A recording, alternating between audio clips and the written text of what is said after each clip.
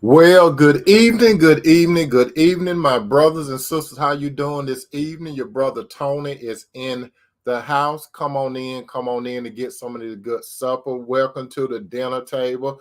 Come on in, come on in, come on in. I hope that you all have some room to take in this good soul food tonight. How you doing? I hope that you all had a good weekend. Your brother Tony had a good weekend. As a matter of fact, at the beginning of this week, I am in the mindset. I'm feeling excellent, blessed with a twist of serenity. And I hope you, brothers and sisters, I hope that you're doing well this evening. We're about to get into a good topic tonight. You're not going to be here long. So come on in, invite some of your friends, invite some more of the family members because the table is set and it's dinner time. The food is good and prepared for you. So come on in and sit down. I want you to feel comfortable. And during the course of our meeting tonight at the dinner table, my brothers and sisters, is there anything that you would like to say to the family? By all means, I would like for you to say whatever you choose to say, long as it pertains to the topic. I would like for you all to know that I'm talking from two different platforms this evening. I'm talking from the book and I'm talking from the tube. Sometimes if I make a comment to someone on the book, those of you on the tube may not see the person that I'm talking to, and vice versa. Those of you on the tube, when I talk to somebody on the book, you may not know who I'm talking to, but they're there. Okay. So either or, my brother and sister, welcome, welcome, welcome. It's time for the dinner table. And I'm glad that you brothers and sisters are here. You just don't know, my brother and sister. I really, really enjoy talking to you all during the course of the week. So come on in. If this is your first time coming to the dinner table, allow me to introduce myself. My name is Tony M. Toomer, and I speak on relationships. I speak on relationship basically from a biblical point of view. When I say biblical point of view, I believe strongly that Adam had a unique relationship with the woman Eve, and Eve had a unique relationship with the man Adam. However, before they came together, Adam had a real unique relationship with God. And Eve had a real unique relationship with God before God brought them together.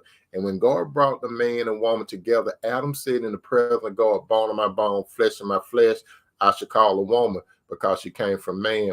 I see you, Sister Deborah D. Scott. Thank you for coming to the dinner table. I see you, your John Hancock, you signed in. How you doing, cousin? And that, how you doing? How you doing? So come on in, brother and sister. You're not going to be here long, okay? If you don't believe in the concept of a man and woman, you have what is called a free will. You could do whatever you choose to do. And what I mean by that, I still would like for you all to get some of this good soul food, but hey, that's your prerogative and you got a free will. But I just want you all to know, heads up, that I talk about the relationship basically from a biblical point of view. That's the man and the woman. So on the menu tonight, my brother and sister, we're going to talk about briefly, God will place the right woman into the life of his chosen man. Again, on the menu for tonight, God will place the right woman into the life of his chosen man. Now, there is a slogan, my brother and sister, that say that behind every great man is a great woman. I know you all have heard that slogan before, but to tell you the truth, my brother and sister, the real truth is God places the right woman to walk next to and to be very close with his chosen man. So tonight's topic, my brother and sister, we're going to get into why God put the right woman into a very close and knitted relationship with his chosen man. As you all know, my brother and sister, how you doing, Sister Mildred? Welcome to the dinner table. How you doing, Sister Kirkpatrick? Welcome to the dinner table. As you all know, my brother and sister, I have said this several times at the dinner table. When a man and woman gets together, if God chooses that man and woman to be together, it is divine, okay?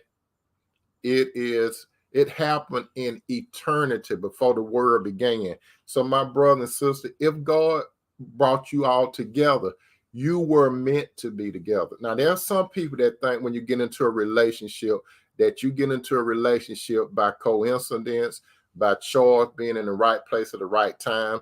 You're reading your horoscope, you're going to get your palms read and all that kind of stuff like that. But If God bring a man and woman together, he meant for that man and woman to be together. And why did God meant for that man and woman to be together? Because God had a purpose. God had a divine purpose in eternity. Like I said before, God brought the man and woman together. How you doing, Sister Marie? So those of you that are coming in on tonight's menu, God will place the right woman into the life of a chosen man. Now, what is a chosen man? A chosen man, my brother and my chosen and sister, a chosen man is a man that God picks out because there's something specific that he wants that man to accomplish, okay? As you all know, God created the man first, right? So when God created a man, he always put a purpose in a man's heart. And he always give that man a gift to carry out, okay? So that man has to discover his purpose, why he's here. And in order for that man to discover why he's here, he has to have a relationship with God through his son, Jesus Christ. So when that man established his relationship with God, that man understand who he is. Not only God, that man understand who he is. And that man also understand why he was placed here. And that man also understand where he's going. So that man has a purpose and a gift. So when that man knows he got all of this going on, before God bring that woman to the man is already together. The man is not wondering what his purpose is, what his gift is. That man is already together, which leads to, there are 3 reasons, my brother, why God puts together a king and a queen. When I say a king and a queen, you got to understand, my brother and sister, your origin, if God placed you together, you are the son and daughter of God, okay? So therefore, brother and sister, you are a prince and a princess, or you could say a king and a queen.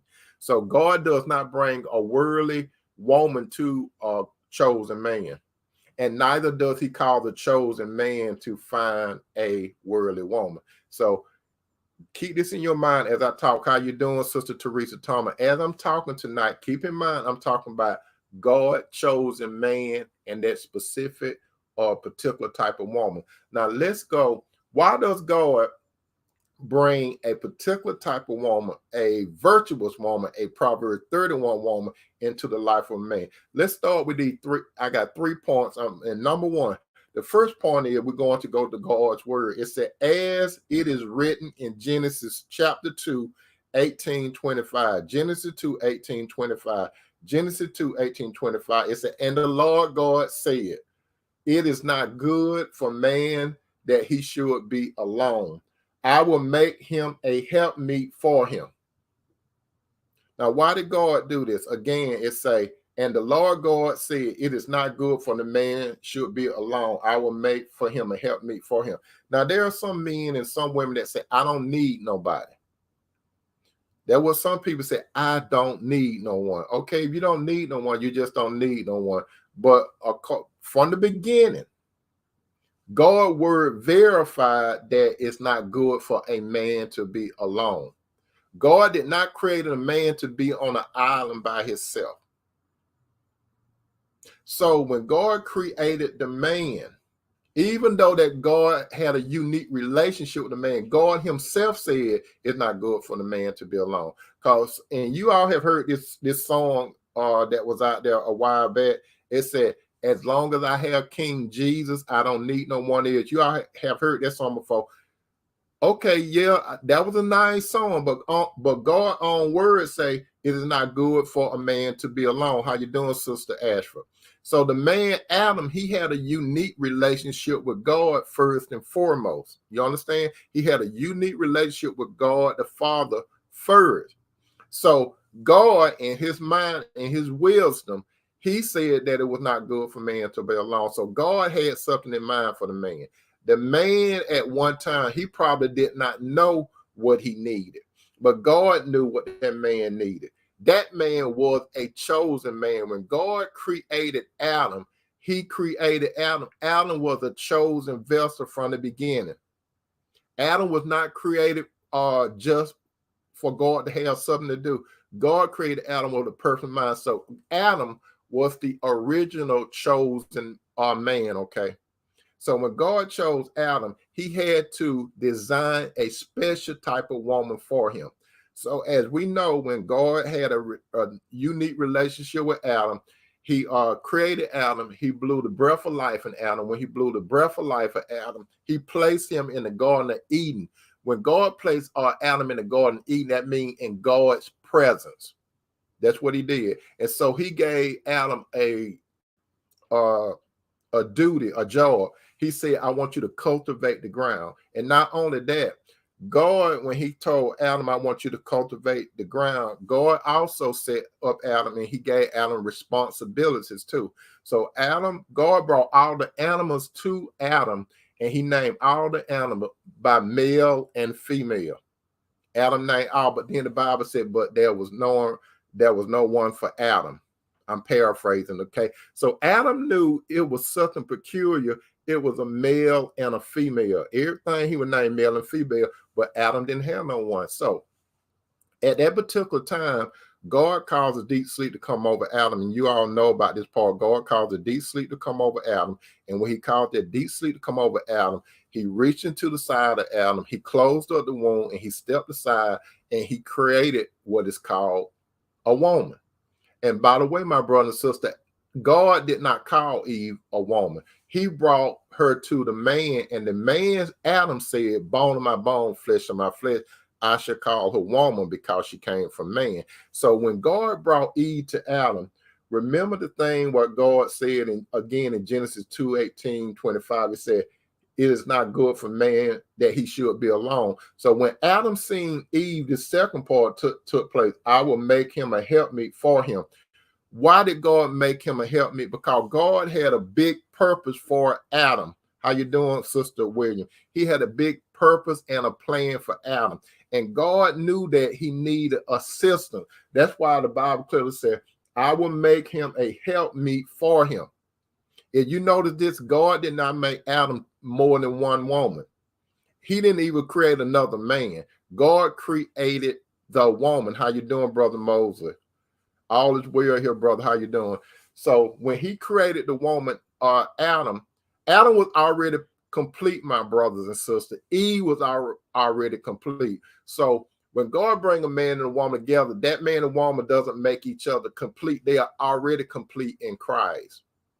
You understand that? But God got a purpose for a chosen man. Most men that you read in God's book, my brother and sister, very rarely, but most men, you see them couple off with a woman. When we talk about Adam and Eve, we talk about Abraham and Sarah. We talk about Jacob, that name got changed to Israel. He had Leah and he had Rachel. We read about Boaz and Ruth. We read about Queen Esther and the king. We read about Joseph, Mary, and so on and so on. If you notice, God always put a man and a woman together for a purpose. Now, why did God put Adam and Eve together? Because God had a long-range plan for the world. God knew that Adam and Eve was going to mess up because God continually rising up his chosen men. Now, what is a chosen person? A man that God chooses is a man that God placed into the world, and God already know that he's going to choose that man for his will. So when God, and that man, he has a desire for a woman. So when that man has a desire for a woman and he's pleasing God, God going to handpick that woman and he's going to orchestrate for that man to meet the woman. And that woman, what God brings to that man's presence is his helpmeet. Now, what is a helpmeet? A helpmeet is a person, and we'll talk about a woman that's going to help that man for the purpose that God placed in his life. You got to understand that, my brother. You got to understand that, my sister. God always bring the right woman to the man. It's not she's not perfect, but she's right. And the man, the chosen man, is right. So you all got to understand that. It's God's doing. So, brother, when God bless you with a woman, it's nothing that you really did. It was something that God had planned before you was conceived and came forth out of your mother's womb. You did not see the woman. You didn't know it. She don't even know you until God step in and bring you all together. And it's all for his purpose. So my brother, let me tell you this. When God bring the right woman for you, it's not all for you. And sister, when God calls the right man to find you, it's not all for you. God have a divine purpose for you all being together. So you have an imperfect man and you have an imperfect woman that God brings together for his purpose, not the man purpose, not the woman purpose, but it's for God's purpose. Now we go to number 2. It said, as it is written in 1 Corinthians 11:9. Again, that's 1 Corinthians 11:9. 1 Corinthians 11:9. It say, neither was the man created for the woman, but the woman for the man. See, when the woman was created for the man, this is what it is. You all have heard of the saying, opposite attracts, right? When it comes to God, it's not about opposite attracts. Because the man and woman is equally attracted to one another. You understand that? So opposite attract never work. How you doing, Sister Blessed? Sister Blessed said, Tony, should I tell a man struggling with mental health issues, I feel like I'll be a burden? Who wants to be with a person that struggles with this issue? I feel very insecure and unworthy about this. Sister, if the man, first, Sister Bless, are you talking about, are you in a single relationship or are you married to the man? I need to know that. Are you in a single relationship or are you married to this man? How you doing, Sister Yolanda? Welcome to the dinner table. So, Sister Bless, let me know whether or not you single or you married. Now back to number 2. When God bring a woman to his chosen man, that woman has things that man needs to carry out God's purpose in his life.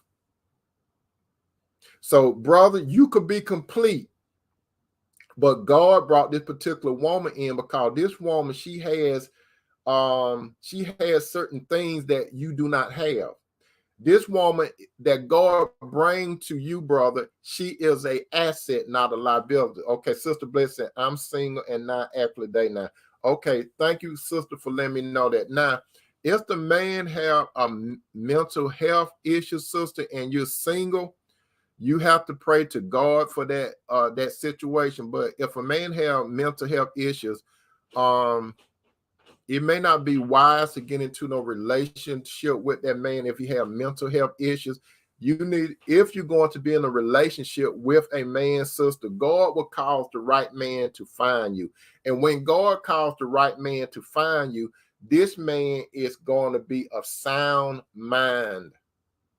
He's going to be a man that has his stuff together. Even though he's an imperfect man, this man is going to have a sound mind. I hope I answered that for you, sister. Now back to what I was saying on number 2. When God created the woman for the man, Sister Marie said, I pray that you get through this. Okay, so let me tell you this, brother. When God brings the right woman to you, this woman has certain skills that you do not have. This woman has certain abilities that you do not have. That's why, brother, when Adam said, bone of my bone, flesh of my flesh, this woman brought something to Adam that he did not have. For example, a man cannot have a child by himself. He needs a woman. A man, most of the time, when it comes to the thinking, a man is more logical in how he moves. A woman is more emotional in how she's moved. A man is less compassionate than a woman. A woman tends to be more compassionate. A woman tends to be more nurturing. Now, I have used this situation, this illustration before, but I'm going to say it again. Let's say this. Let's say, brother, that you are a son of God. You a king, okay? The prince, you the king, okay?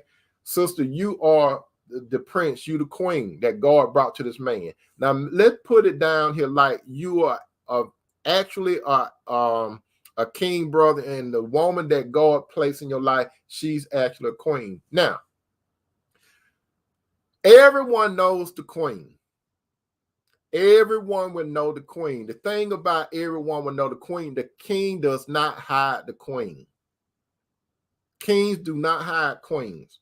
So, sister, if a man hides you, you are not the one. I got to put that in. That's free of charge. If a man hide any of you sisters, you need to know this. You are not the one.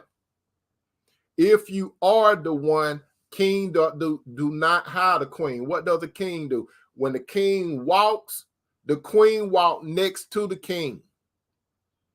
Remember what I said earlier? I said the little slogan, and you all have heard the word, the slogan, behind every great man is a great woman. That's a bunch of crap. That's not a true statement. It should be really beside a great man. A great man is the right woman. You see, God does not place a woman in front of the man because the woman does not lead the relationship. God put the man in to lead the relationship. The man is the leader, but that doesn't mean that the man is better than the woman. So, brother, I want to get this clear right now. Just because God puts you at the head of the relationship, that doesn't mean that you up here and the woman is down here. No, brother. But like when God brought Adam and Eve together, they were equal. However, they had different roles in the relationship. And that's how it is now, brother. If God calls you to find, now, when God calls you to find the right woman, and sister, when God calls the right man to find you, sister, he's not better than you. Let's get that straight. The man is not better than you. Brother, you're not better than the woman.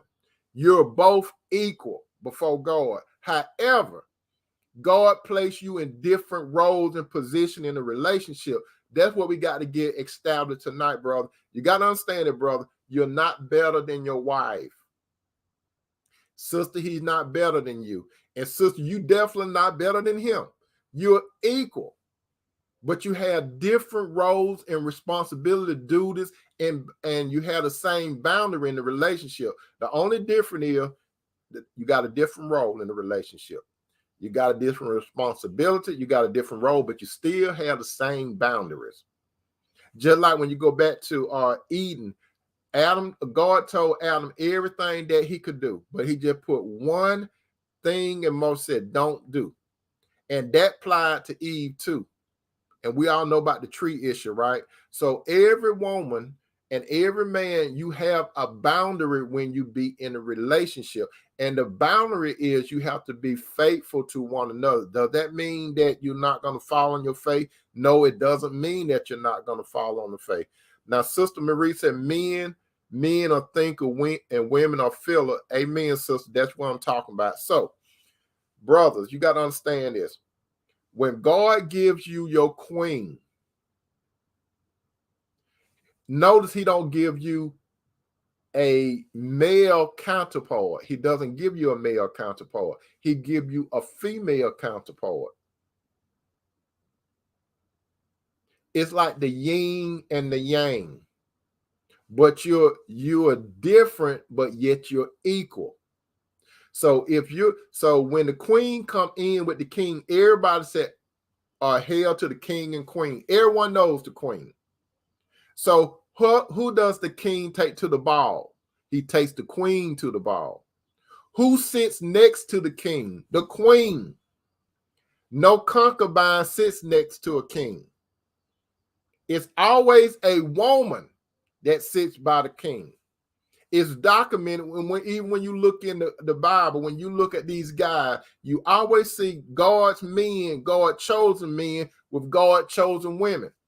You always see that. It's documented from Genesis all the way up to almost Revelation, when it talk about the relationship between a man and a woman. And then we know when it comes to a relationship between a man and woman, God places in the man and woman mind and heart for that man and woman to be serious about one another, to commit to one another, and also get into a covenant relationship. That's God's ideal relationship. Go back to the king and queen. The queen sits next to the king. She walks next by the king. She don't walk behind the king. Because you remember the slogan, behind every great man is a great woman. Great women don't stand behind great men. They walk beside great men. So let's throw that slogan away. Good women, chosen women, walk by the king. He leads the way. That doesn't mean that he's better than a woman. God just put the leadership part into a man. Now, when the king and queen sits down and wherever God placed them to do what he wants them to do, since the man is more, just like Sister Marie said, the man is more a thinker or more mental, and the woman is emotional. So, case in point, when the king sits down and things come his way, who do he need to talk to? He may have advisors, but the closest advisor to a king, other than God himself, is his queen. A king, he could turn to his queen, and God could say something to the heart of that queen, and she could tell that man something what God want him to know. I'm going to give you a situation. I'm going to give you a good situation. And I have said it before. Say, for example, a man and a woman. Let's say, for example, a man is going into a business, okay? He's going into business for himself. If a man is married and God placed that woman in his life, it's good for the man to take his wife with him. Why do I say that? I say this because, you see, brother, you could be thinking all logical. You could just be thinking logical. You could have a man in front of you talking with a contract, brother. You could do that. So even though you read the fine lines on the contract, brother, your wife could be sitting there, but she could feel some vibes coming from that man in front of you. You may not feel the vibes, but she does. And when you're about to sign that contract, it could have been something that you missed reading. And then your wife may lean over to you and she might say, don't sign that right now. She might say, don't sign that right now. And then you'll look at her and say, what? Then she said, don't sign that right now. Then you're wondering why she's telling you that. And then you may tell that man in front of you, let me step out for a moment. I got to talk to my wife about something. So your wife take you and your wife go out in the hallway or wherever y'all go at, right? And then she say, it's something about that man I don't like. I don't trust him. And then you may say, what is it? I mean, the contract looked legit. And then she said, I don't trust him. I feel negative vibes about that man. Why does your wife feel negative vibes? What she actually feeling, the spirit of God is in her, and the woman is emotional. So the spirit of God is prompting that woman to tell you, don't do something right then. So you go back in and you reread the contract. And when you reread the contract, it's something that you missed. And when it's something that you miss, you see that down the line, it can mess you up. But your wife saved you from making a bad business decision. You understand? And let's go now. That's a plus for a woman being in your life. Women are like that. And brother, let me tell you something. Whenever a woman is an asset, a good woman, she's an asset. When God brings a good woman to you, God equipped that woman with everything that you're going to need when you know who you are, why you're here, and your purpose on earth. When God calls you to find the right woman, that woman is an asset. Assets appreciate. They bring value. So when a good woman is in your life, my brother, that is a virtuous woman. If you want to know what a virtuous woman is, brother, I advise you to read Proverbs 31. And some of you sisters, you ought to read Proverbs 31 too. But brother, if you want to know the pattern of a good woman, the right woman, I'm telling you, the blueprint, God got the blueprint for you, brother. If you want to know what to look for in a woman, God got it laid out in Proverbs 31. And that woman, she meet those certain criteria. That's what you look for in a woman. You don't look for beauty in a woman. Sister Teresa's, she said, repeat 1 Corinthians script. It's 1 Corinthians chapter 11:9, sister. That 1 Corinthians 11:9, 1 Corinthians 11:9. It's Excuse me, it said, neither was the man created for the woman, but the woman for the man. So the Bible clearly telling you, brother, when God created the woman for you. We talk about you chosen, brother. When God called you to find a woman, God created that woman for you. And let me tell you something, sister. There are some men out there that be saying that a woman need to go by what a man say. Sister, you don't go by what any man say. The only men that you go by what say is first your father, while your father raising you. And then the next thing you go by is your husband. Sister, let me tell you this. If you are in a relationship with a man, and that's quote unquote your boyfriend, he don't have no right to tell you nothing. He can't lead you. The only time a man could lead you, sister, is if he commit, if he's serious, he commits to you and he marry you. If a man is not willing to marry you, you don't have to go by nothing he say. He got to go all the way in order for him to tell you something. And brother, let me tell you, and this is a sticky point.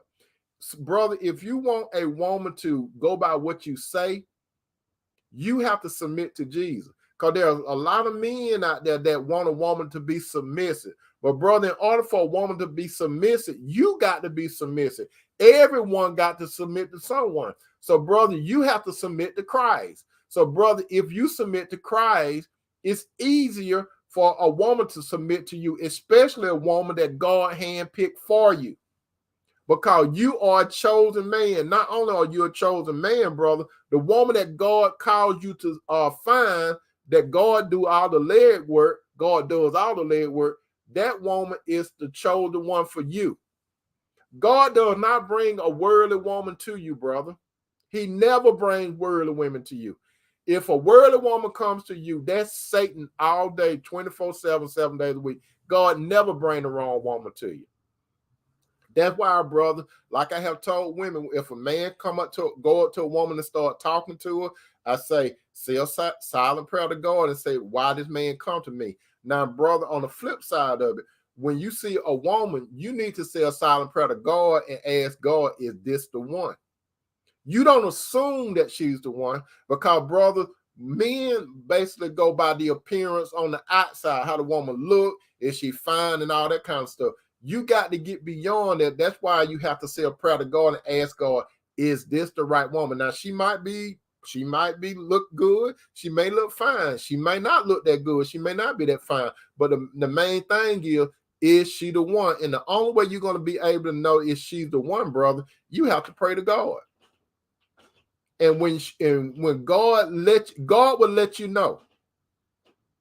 You won't get caught up all in your feeling, brother. You will not get caught up all in your feeling when God lets you know that she's the one. You want me to tell you how God gonna let you know she's the one? Because you going to have a strong sense of peace, brother. When God bring the right woman to you, you're going to have a strong sense of peace, because you got to understand that God is not the author of confusion. He is about peace. Now, a woman that Satan bring to you, you going to have some confusion. You may think those little arguments and stuff that you have with the lady that y'all can get through it. But if you just take that a woman is a little resistant and she already want to kick back, she want to get the last word in, that's a daughter of the devil.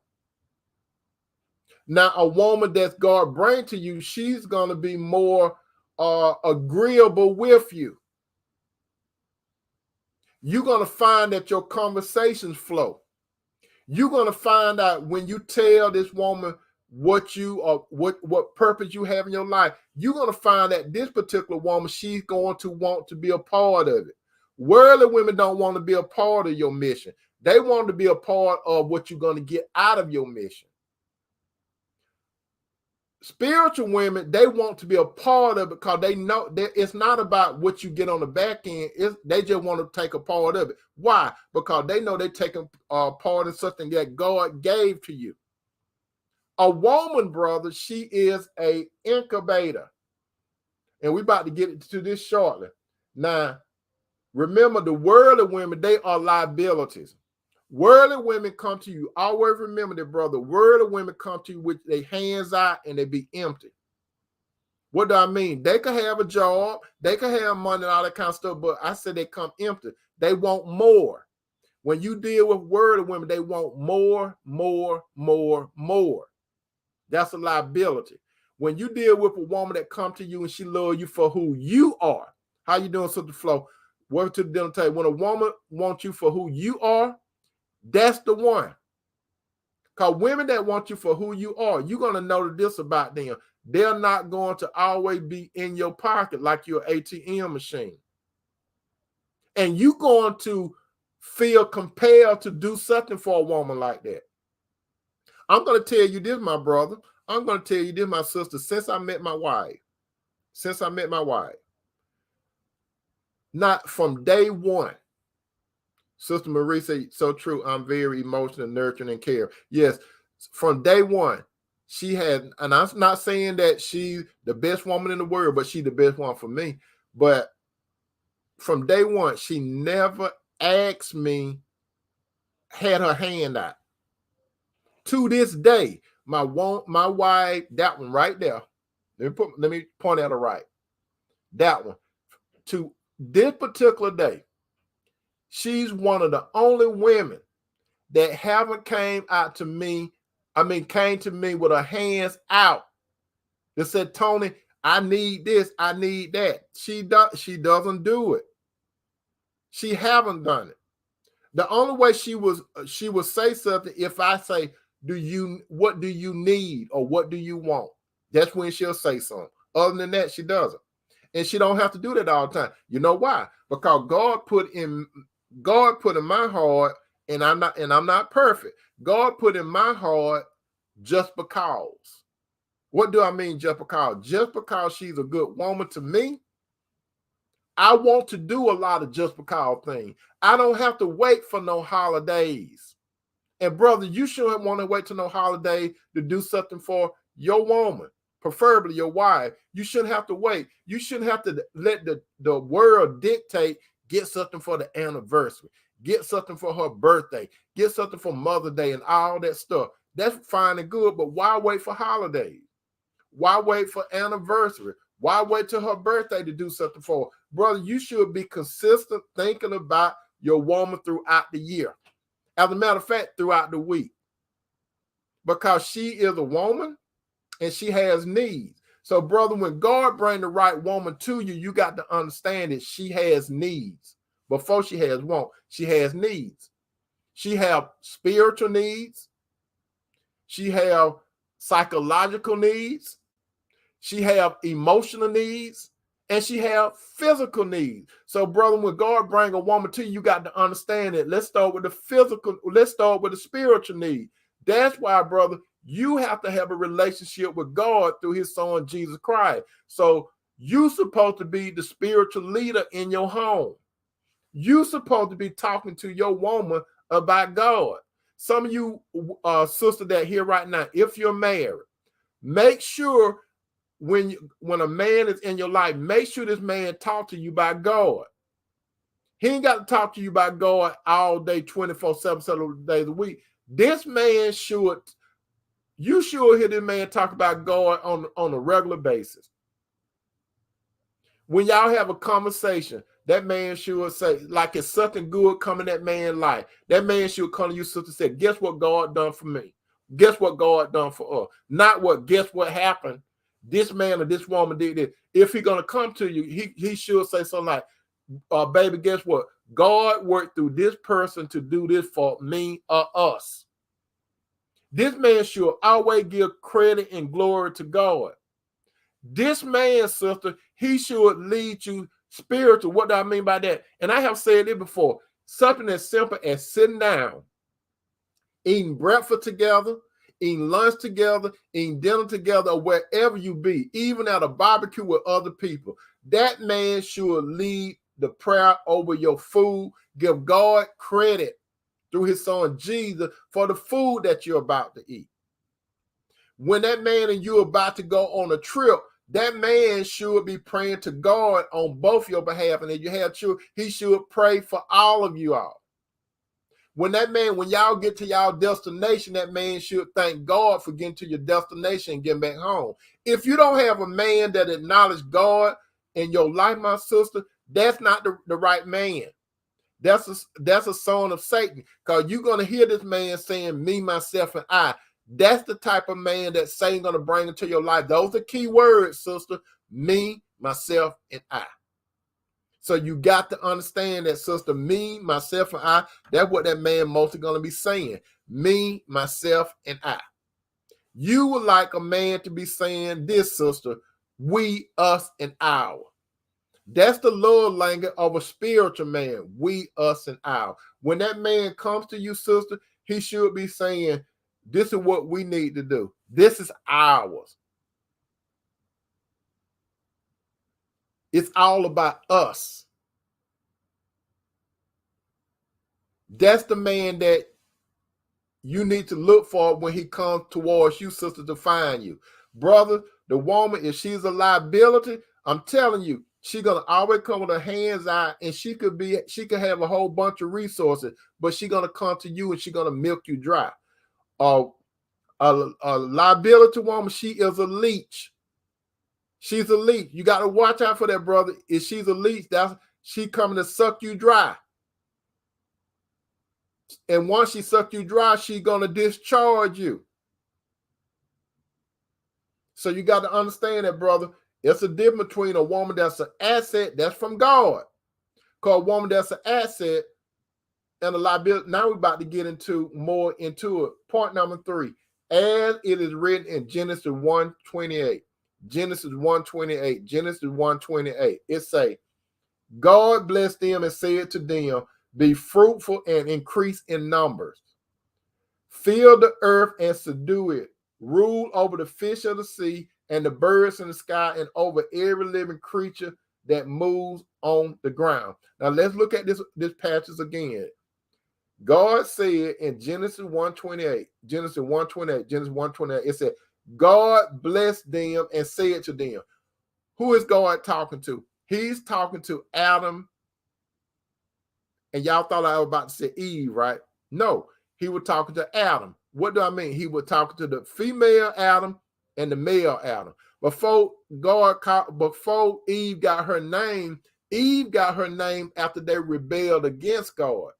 Before they rebelled against God, when God talked to them, he talked to both of them. He used the name Adam.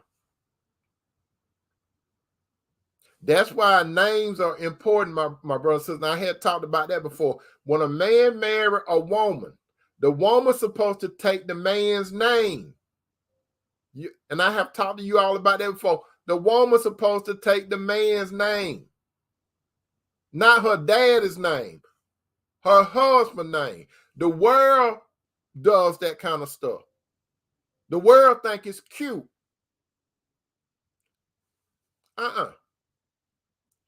No, the world think it's cute when a woman has all these other names in a hyphen. That's not how it's supposed to be.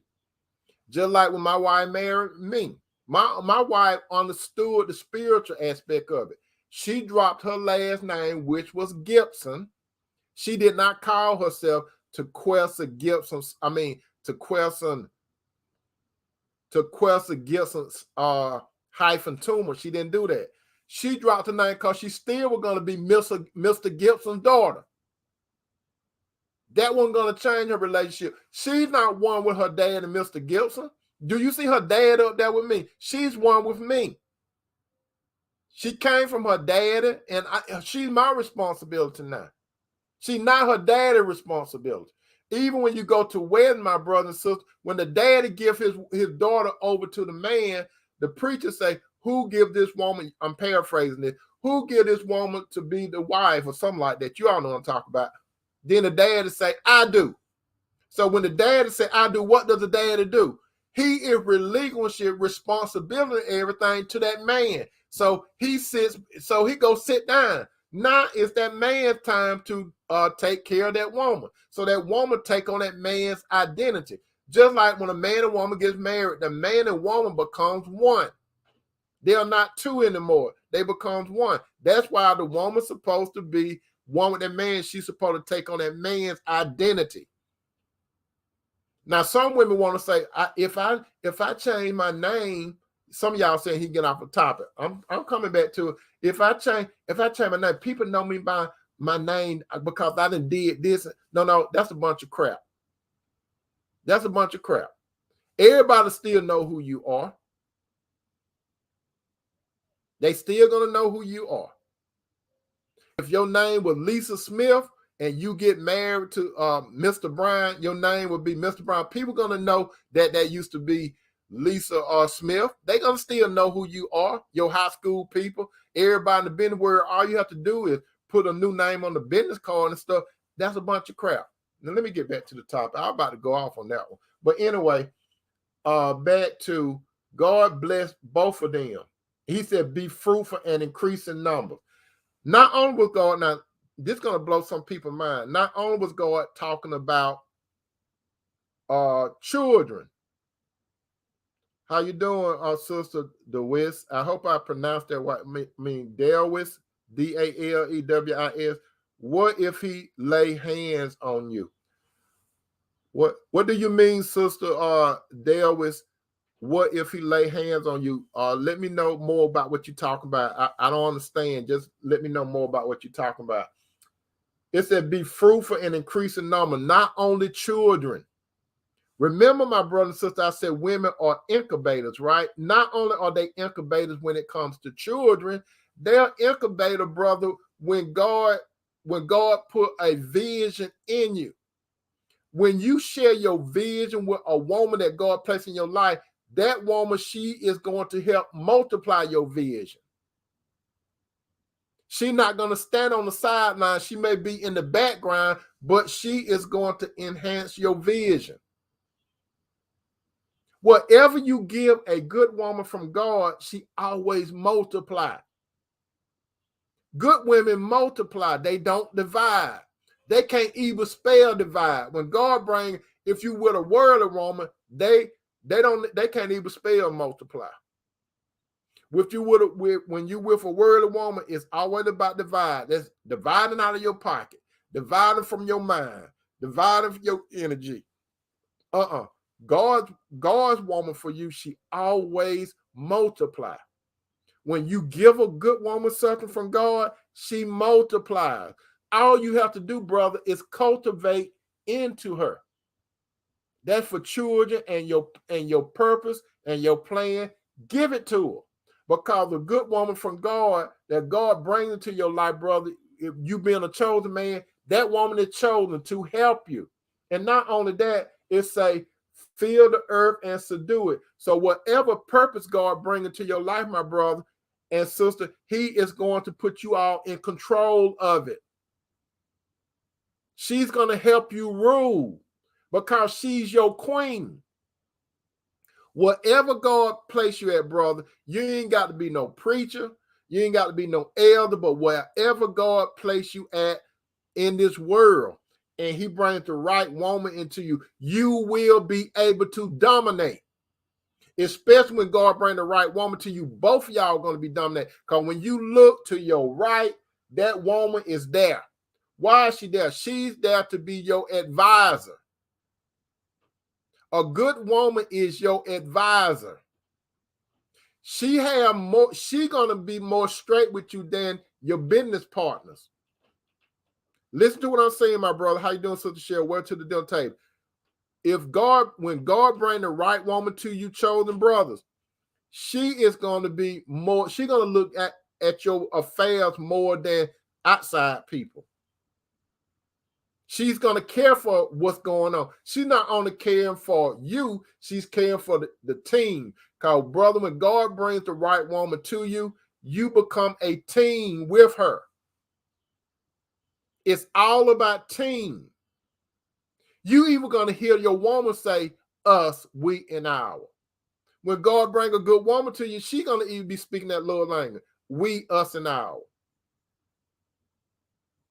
You're going to hear a good woman, brother. When you marry a good woman, you're going to always, if y'all out on the street and y'all meet someone, if someone does not know you, when she introduces you to someone that you don't know, You're going to see her face light up when she introduces you to some of her friends or someone that you don't know. She's going to be glad. The first thing she's going to say when somebody come up and speak to her, before they get into any conversation, she's going to stop the conversation. She's going to say, this is my husband. And not only that, she's going to look at you, brother. And when she look at you, she's going to be smiling. She's going to look in your eyes and she's going to be smiling. That's what good women do. Worldly women, they will introduce you, but they may have a little smirk smile, and they're not going to be enthused to introduce you. It's just like you, brother, when you talk about Jesus, you be very enthused to let people know about Jesus, right? Because you represent Jesus, right? But when God bring the right woman into your life, brother, she represent the Lord and she represent you. So the world gonna know that she's following the Lord and she following you. Because she knows that you're a chosen man. She knows that you're a godly man. Even though she sees some of your fault, she's not gonna harp on your fault.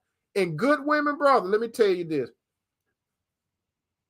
When y'all rule together, she's gonna let you have the last word. She's gonna give you feedback because you're ruling together. But you call the final shot. She is going to tell you something that God put in her heart, but it's up to you to make the final decision.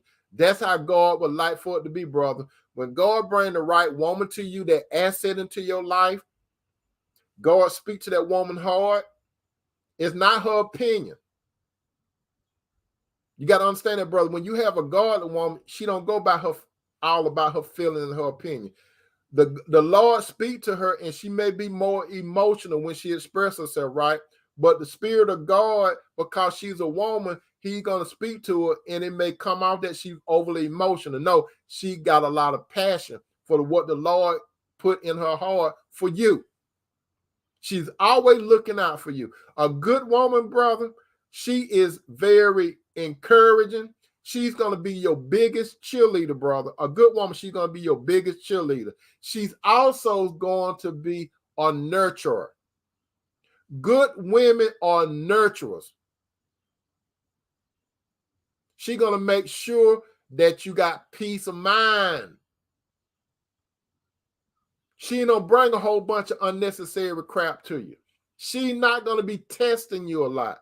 She might test you every now and then, but she's not going to be playing all those mind games on you, because she understands your peace.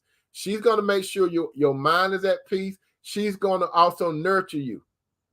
Can we say good tender steak? Can we say some good chicken and all that kind of stuff? I just mess with y'all. But I mean by nurture, she's going to make sure you eat good. She's going to make sure that it's not a whole bunch of junk food, because she cares about your health. She cares about everything. She cares about your appearance. Let me tell you about appearance. I don't know the last time I bought some clothes since Cinderella and I have been together. I don't do that. I don't go shopping. I don't even tell Cinderella to go buy me some. She'll come in the house with something. She just said this is something that look good on you. She'll bring it, and I said thank you. And you see, that's another thing, brother. Not only do you do just because a good woman, she's gonna do a lot of just because things. So you thinking about her, and she's thinking about you. So she is going to be a good encourager. She's going to encourage you. She's your biggest cheerleader outside of God. No matter what God put you in this world, brother, when God bring that right woman to you, she going to be rah, rah, rah, rah. That's your biggest cheerleader. Whether you lose or win, that's your biggest cheerleader. She's going to make sure you're nurtured. And she's going to continue to encourage and nurture. And atop that, she's going to respect you. Godly women will respect you. Sister Delwis, Dalewis, you said, what if he lay hands on you? I still want a little more information, sister, so I could expound whatever you're talking about. I don't know what you're talking about. Just give me a little more information. But brothers, God, if you got a good woman, it ain't about your talk game, brother. It's not about your talk game. It's not about your swag. It's not about how good you look. It's not about your six pack. You may not have a six pack. You may have when I say six pack, I ain't talking about refined muscles. You may have a six pack, but it might not be refined muscles. But and your height and all that kind of stuff, she look more at who you are on the inside. Don't you know, brother? How you doing, Sister Ingrid? Don't you know, brothers, that a woman that love you, she love you for who you are. She loves you before God put you out there. She will be with you from the beginning. A good woman, she will be with you while you building. While you building. And this is another thing what I need to tell you, brother. When you with a woman that with you when you building your kingdom, you do not discharge her when you get at the top. That's the fatal mistakes a lot of brothers make. I ain't gonna say brothers, worldly men make. They have a good woman, and this good woman sacrificed for them. When this woman sacrificed for the man, and he raised to prominence, right? Then they want to discharge the woman for somebody that ain't even contribute. That wasn't even there while he was building. That's why a lot of these guys, they get taken to the they pockets get hit severely. So I'm telling you, brother, when you are building, when God got you building, he brings the right woman to you. And she is helping to build you. Build whatever purpose got in your heart. So, brother, do not discharge that woman. Yes, brother, you're going to see, you might see some women that look better than your wife. Yes, brother, you may see a woman that's finer than your wife. Like they see men that look better than you, got more money than you. But we're talking this, brother. If God placed in your mind and your heart a good woman, while you building, she is building with you. Do not never discharge her. She knew you I'll give you a situation, and you all have heard me say that before. Before LeBron James became LeBron James, Savannah was there. Savannah was there when LeBron didn't have no money. She was there when he didn't have no money. She seen that he had some skills on the basketball court, but she liked him more than the skills he had. He didn't have no money. Check that out. LeBron didn't have no money. LeBron didn't come from wealth. He was not set up. He had a talent that God gave him to shoot that little ball. That was a talent. Now his gift is more than the talent. His gift, if you know this about LeBron James, he think more about things than people. You can hear him that he be doing things for his community and stuff. He don't go around saying, I'm going to do this for my community and all that. He does it. And then if you see him there, he didn't bring the media to him. Wherever he at, the media came to him.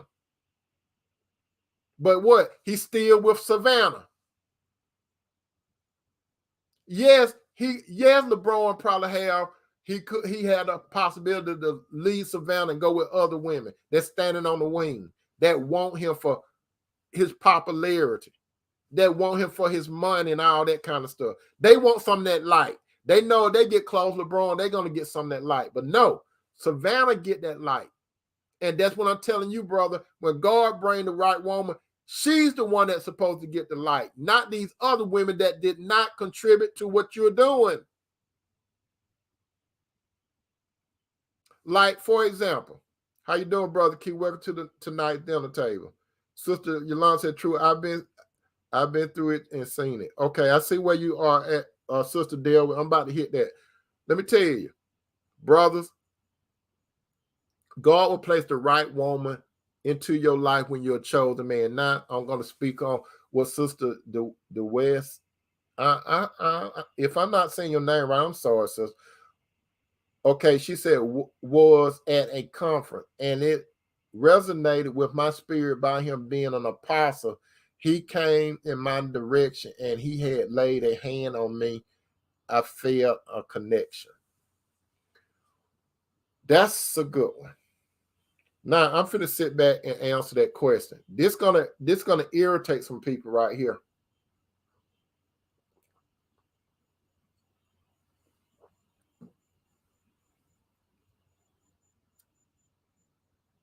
An apostle. An apostle. Jesus had, when Jesus was on earth, Jesus had 12 apostles when he was on earth. We know that Judas betrayed Christ. Judas hung himself. So when Judas hung himself, Jesus had 11 apostles because Judas had killed himself. But in the book of Acts, it was two other guys. Okay, it was two other guys, right? The apostles prayed for someone to take Judas' place. So they cast lots. And I believe that guy, his name was Matthias or something like that. So he became an apostle in Judas' place. Okay? So he replaced Judas because Judas died now. So that made Jesus have 12 apostles again. Okay. Now here's the sticky part when it comes to apostles. Paul. Before Paul became Paul, he was called Saul. That's right. Thank you, Sister Therese. Yeah, it was Matthias. Yeah, that's right. That's him. That's him. He became he took Judas' place. So in essence, let's keep the number. Overall, Jesus, at that time before Paul came, Jesus had 13 apostles in total when you're just doing the numbers. Okay? But when this one man took Judas' place, he became the 12th apostle. Now, Paul, when his name was Saul, he thought that Jesus was an imposter. But he met the Lord on the road to Damascus. Paul said that he was the last one born in time. In order for a man to be an apostle, he had to see Jesus. He had to be apostles. They have to be eyewitnesses to Jesus. If a man or a woman say that they're an apostle, Paul claimed that he was the last one. Paul said he was basically the last one. So there are men and women that go around saying they're apostles. And I know this is a sticker point, but Paul was the last apostle. There's no more apostles. Paul was the last one. But sister, I could see you probably had a connection with him, but he was not an apostle. He wasn't an apostle. Paul was the last one. You have to be out. You had to see Jesus. You had to see him in order to do that. Paul was the last one. Paul spent 3 years being taught by Jesus. None of the other apostles taught Paul anything. Paul. But let me tell you, my brother and sister, that is a sticker point. But sister, let me tell you this. When a man finds a woman, God causes that man to find her. A woman never finds the man. God put that woman in a certain position to be seen by that man, and he will approach the woman. Women never find men. Men find a woman. That is a pattern that God shows how it go down. And God always do the bringing. God always bring the woman to the man, some kind of way into his view so he could see her. But anyway, my brother and sister, let me tell you this. God will place the right woman into the life of his chosen man. The chosen man is a man again that God knew about before the man was born. Thank you, sister, for that. The happy birthday. Yeah, thank you, sister. Thank you. Yeah, my birthday was yesterday. Thank those of you that gave me a birthday shout out. I really appreciate it. Thank you, thank you, thank you. It's good. God gave me another opportunity. He gave me another year. Thank you so much, sister. But brother, if you are one that God handpicked before eternity was, God called you. It said men are called, but few are chosen. Brother, you are chosen because God called you. And you heard the voice of his son, Jesus. You know that you got a purpose in this life. You know it because God put in your heart. You heard him. And you established a relationship with him through his son, the Lord Jesus Christ. And when God called you out of this world, he put you right back into the world. When I say called you out of the world, I don't mean that he actually pulled you out of this world and took you to another world. I don't mean that. He took you from how the world thinks, the matrix of this world. He just washed you, and you got a new heart, brothers. You got a new heart and a new spirit. You were not the same person you were when you came into this world. You are a son of God. God had a plan for you, and he called you. It was nothing you did. Nothing you did when God called you. Basically, every man in the book, in God's word, when he called them, no man was going looking for God. Let me put that out there. No man go looking for God. No man, no woman go looking for God. If a man or woman say, I went looking for the Lord, no, they didn't. That's a lie. Jesus always do the initiation. When Jesus came in, Jesus said, I came to seek the laws. That's what Jesus said. No man goes after the Lord. The Bible even tell you that no man goes looking for the Lord. The Lord always initiates. And the only thing a man does accept the invitation. And that's the only thing a woman does, brother. When you go to a woman, the only thing she's going to do is either accept or reject your invitation. So understand it, brother. When the right woman get in your view, and you pray to God and ask God, is this the right one? He will let you know, because you going to have a whole lot of peace. And this is what you're going to be thinking, brother. All those women that you used to date in the past, you're going to say to yourself, that was a lesson. Some of you brothers went up and down with women in your past. But when God bring the right woman in, you're going to say, where you been all my life? You're going to tell that woman, thank you, God, for this woman. You're going to even tell that woman, thank you for coming into my life. If God brought the woman to your life, you're going to actually find yourself, thank you for coming into my life.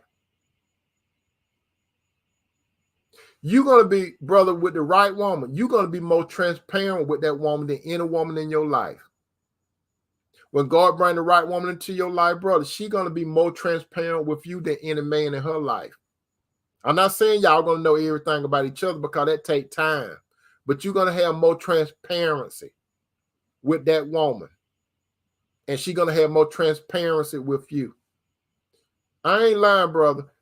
If you work outside, if you outside of home, if you got a business outside of home, or working for someone else, and if she be there, when you drive up, you see her car, you're going to be happy to get out your car. You're going to be extreme. You ain't gonna have to sit in your car and try to figure out how you're going to get in the house. What's going to happen when you open the door? No, when you have a good woman, you're going to be thinking about her as you coming home.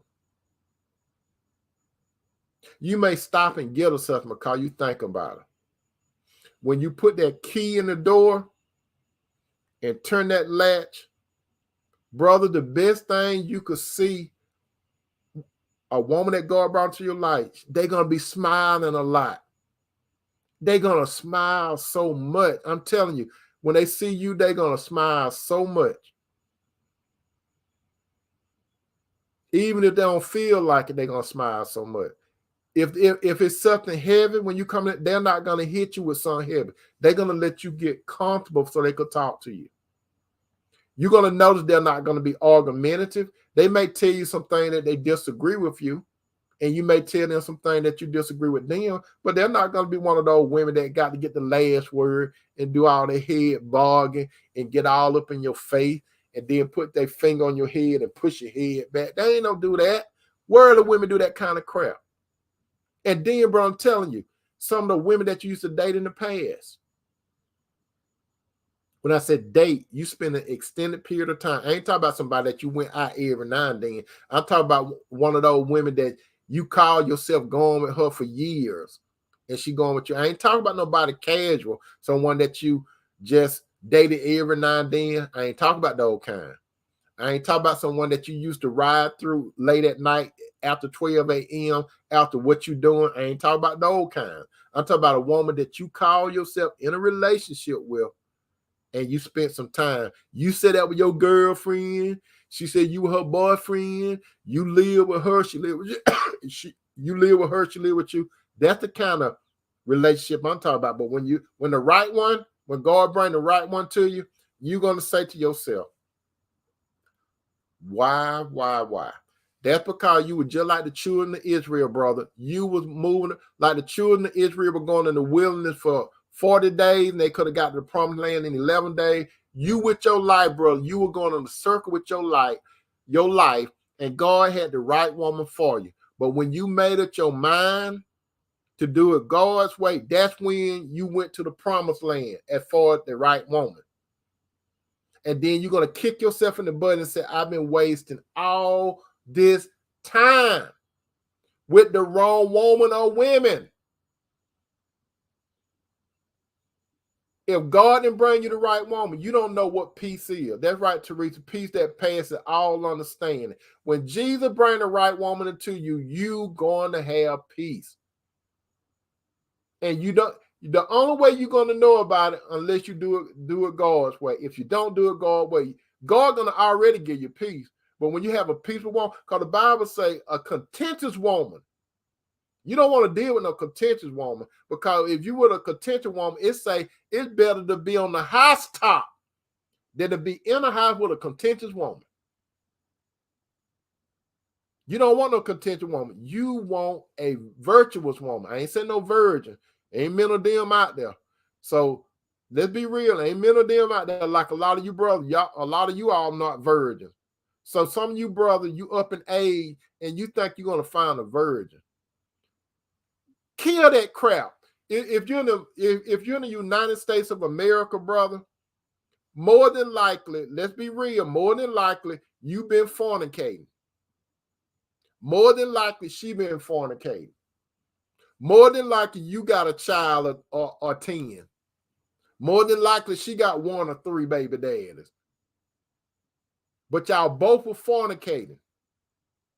And like I always say, brothers, and I always say this, sister, most married people, we talk about the Western world, most married people fornicated before they got married. Most married people fornicated. Most married people that you see, my brother and sister, they were not their first rodeo. Somebody, brother, probably had your wife before you did. Some of you sisters, somebody probably had your man before you did. So that stuff about virgins and stuff, you ain't no hard to find too many of those. Now, on rare occasions, you might. But you see, the thing about it, a man and a woman in Christ, it's just like they virgin when they get together. Called a man past could be washed away. A woman past could be washed away. You see what happened. You could see some evidence of the past, but when a man and woman is in Christ, that man and woman is what? A new creature. So you want to look at it from a spiritual standpoint, brother, that's your virgin. So you want to look at it from a spiritual standpoint, that's your virgin husband. Because in Christ, all things are new. Everything in the past is dead. Now, the world going to look at you like you stained, brother and sister. The world going to always look at you like you've been out there. The world is not going to forgive you. World do not never forgive you, but Christ does. Brothers, God always bring the right woman to you. That's why you have to pray when you see a woman. And God gonna lead you, brothers. God gonna guide you, brothers, to the right woman. Brother Van said, I once made a mistake. I failed by stopping a relationship with a good woman. I failed because of my own male ego. If that was the right woman for me, will that woman come back around? It's a possibility, brother Mosley, but you got to reach out to her. Don't wait for her to reach out to you. If you want to know what's up and she's single, that means, brother Mosley, if that woman is not married, she's a free agent. Let me tell you this before I go, brother and sister. If a man or woman is not engaged, listen to your brother Tony. If they're not engaged, they're a free agent. Now, when they engage, they're off the market. Unless they, in their mind, they think they're in a relationship. But really, God look at a relationship with a man and woman. If the man and woman engaged, they're off the market, moving towards getting married. But if a man and woman just saying they go together and stuff, God don't even count it. The world count it as a relationship. God doesn't count it. So just reach out to her, brother Moses, and see and tell her and admit that it was your male ego, and she gonna do one or two things, brother. She gonna either accept or she gonna reject. But you got to check it out. But anyway, my brother and sister, I love you, brother and sister. Thank you all for coming to the dinner table. Take some of this good soul food with you. Share it with some of the family and some of the friends. Your brother Tony, he gave you the good soul food. Share it. If you own the book, share, like, make, comment. If you own the tube and you're not a subscriber, hit that subscribe button, hit that notification button, and make a comment. I love you, brother. I love you, sister. Thank you for coming to the meal, and I hope God give you a good day tomorrow. I love you. I love you. I love you. Thank you so much for giving me your time, my brother, because you could have been on another dinner table. But thank you for coming here to get some of this good soul food. Peace out.